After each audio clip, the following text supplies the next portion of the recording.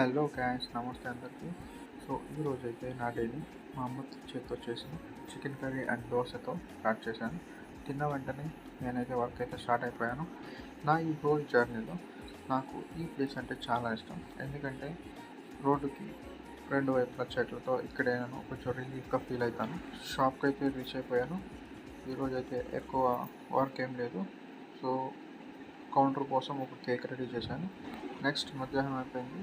ఇక చల్లగా ఉంటుందని పెరుగుతో లాగించేశాను. కేక్ ఆర్డర్స్ ఏం పెద్దగా లేవు కాబట్టి ఈరోజు so different types of biscuits వేసేసాను. దెన్ మన యూట్యూబ్లో కొన్ని ప్రింట్అవుట్ చేసి షాప్లో అంటించాను.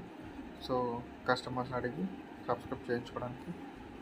అండ్ అలాగే సో ఇక ఫుల్ డే ఆఫ్ వర్క్ తర్వాత ఇంటికి బయలుదేరేసాను. చివరిగా ఈ రెండు చపాతీతో మై డే ఎండ్ చేశాను. Thanks for watching. సబ్స్క్రైబ్.